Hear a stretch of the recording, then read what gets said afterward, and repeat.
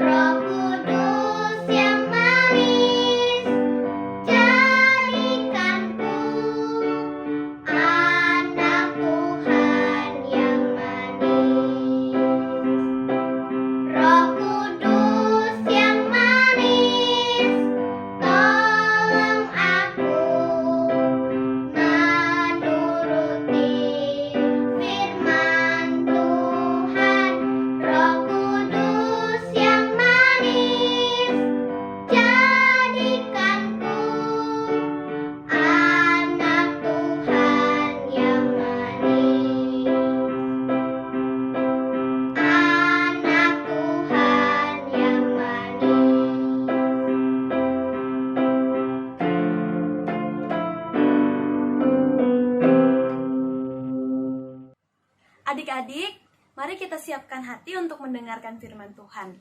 Tapi sebelum itu, kita akan berdoa dulu. Semua lipat tangannya, tutup matanya, kita akan berdoa. Tuhan Yesus, sebentar lagi kami ingin mendengarkan firman-Mu. Engkau berkati kami, Engkau juga urapi kakak yang akan menyampaikan firman-Mu ya Tuhan. Supaya kami bisa mengerti apa yang ingin Kau sampaikan kepada setiap kami.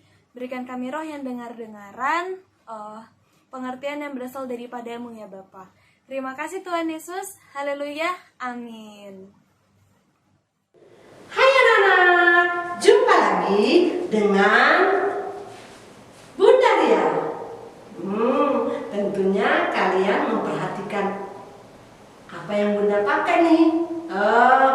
Yang Bunda pakai ini namanya mahkota. Mahkota biasanya dipakai oleh seorang raja maupun seorang ratu. Kenapa sih Bunda kok pakai mahkota segala?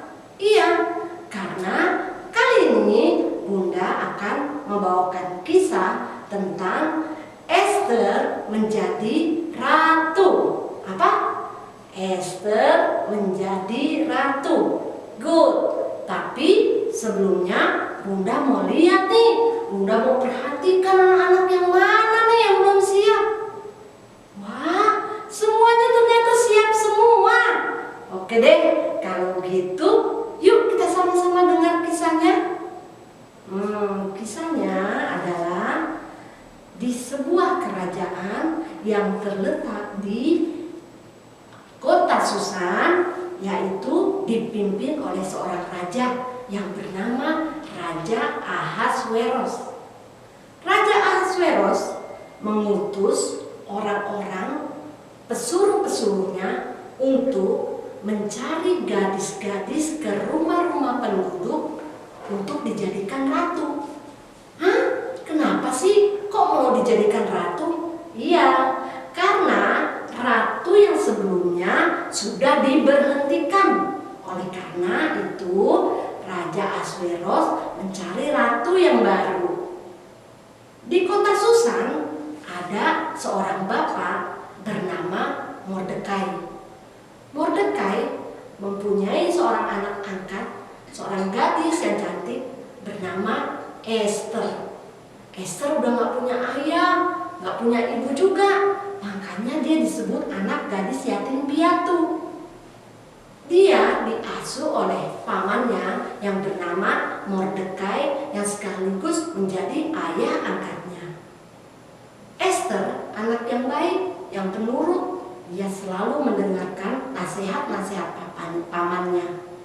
Paman Mordekai ini selalu mengajak Esther untuk bersekutu kepada Tuhan, berdoa bersama, dan selalu taat kepada Tuhan. Nah, anak-anak, pesuruh istana datang ke rumah Mordekai dan berkata kepada Mordekai bahwa Esther yang cantik itu untuk dibawa ke istana. Tapi Mordekai sangat khawatir apa yang terjadi nanti dengan Esther. Mordekai ingat bahwa dia percaya bahwa Tuhan akan menjaga Esther. Sesampai di istana, Esther tidak hanya sendiri. Rupanya dia juga bersama-sama dengan anak gadis-gadis yang lain. Di istana raja, Esther ditempatkan di sebuah kamar yang indah sekali. Apa yang terjadi? Esther boleh memakai perhiasan-perhiasan yang cantik-cantik, yang indah-indah untuk dikenakan ketika dia harus menghadap raja. Selama setahun, Esther dan teman-temannya itu belajar dan dididik untuk persiapan dia menjadi seorang ratu. Setelah sekian lama, sampai akhirnya setahun kemudian, raja memanggil gadis-gadis cantik ini termasuk Esther untuk melihat apakah dia layak menjadi ratu. Wah, ternyata semuanya cantik-cantik. Semuanya menggunakan gaun yang indah-indah, memakai kalung perhiasan yang cantik, memakai perhiasan gelang, anting, semuanya cantik dan indah-indah. Tapi mata raja tertuju kepada siapa, Nana? Kepada Esther. Akhirnya Esther menjadi ratu. Anak-anak, di dalam kisah ini kita bisa menangkap bahwa Tuhan punya rencana kepada orang-orang yang setia kepadanya. Esther, orang yang sederhana, dari keluarga yang sederhana, yatim piatu pula. Dia hanya dididik oleh seorang Mordekai yang setia kepada Tuhan.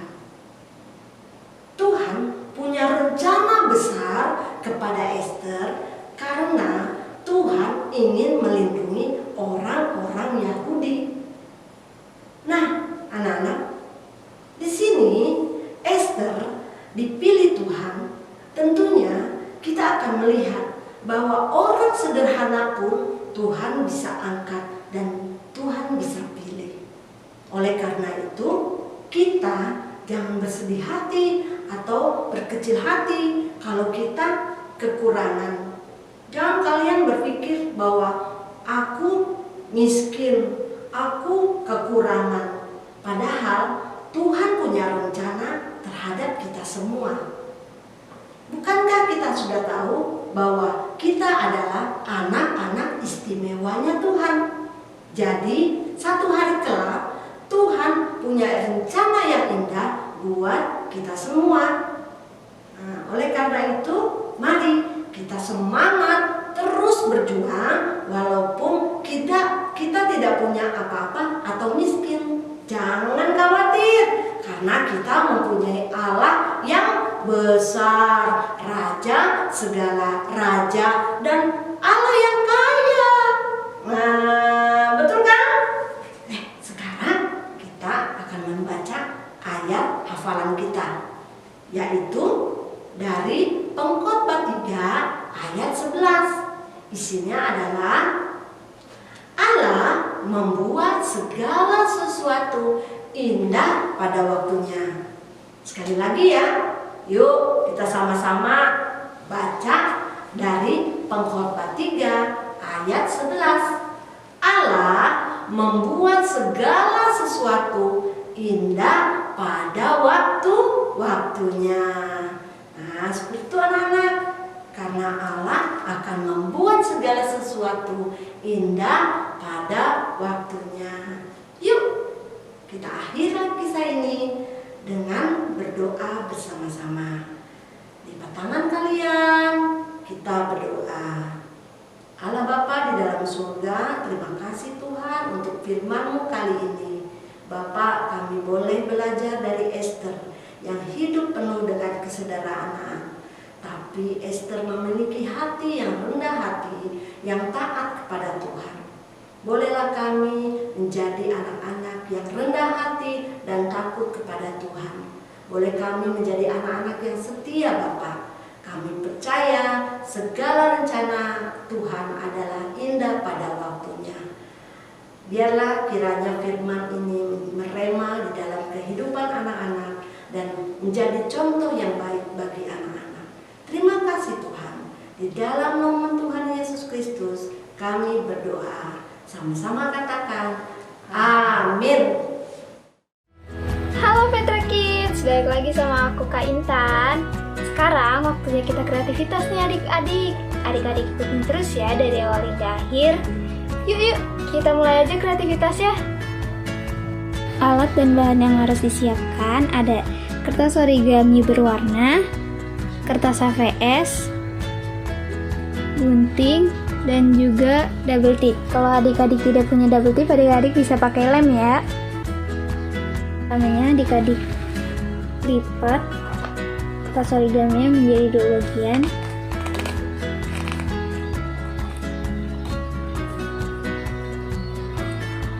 Kemudian adik-adik lipat lagi.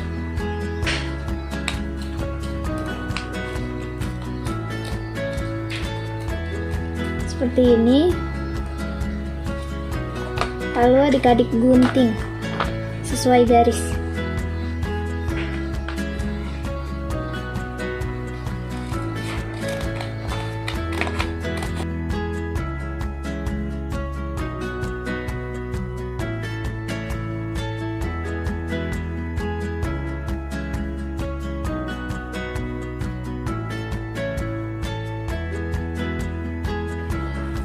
Hingga menjadi 4 bagian seperti ini. Lalu adik-adik lipat kembali menjadi 2 seperti ini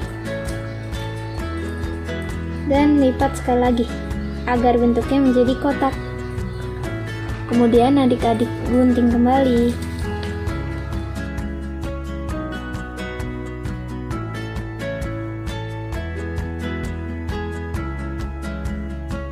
Kemudian adik-adik ulangi kepada 3 kertas ini. Jika sudah menjadi beberapa potongan seperti ini, adik-adik kemudian ambil kertas HVS-nya. Kemudian adik-adik bisa rekatkan origami ini dengan disusun agar membentuk seperti istana ya adik-adik.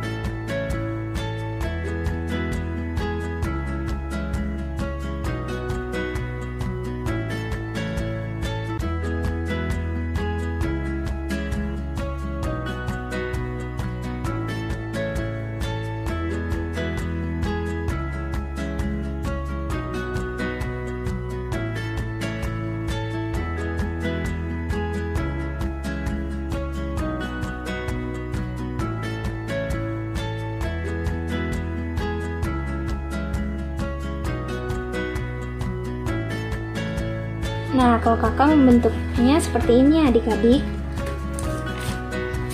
Jika adik-adik punya origami lebih berwarna lain, adik-adik bisa tambahkan hiasan sesuka adik-adik.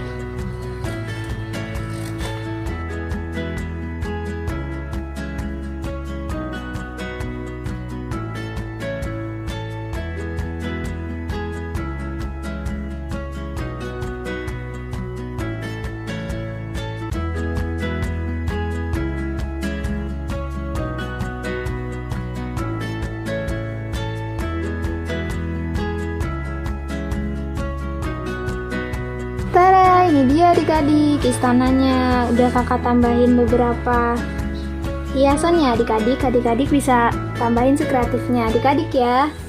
Tara, kreativitasnya udah jadi nih adik-adik. Jangan lupa adik-adik foto dan kirim hasilnya adik-adik ke kakak-kakaknya.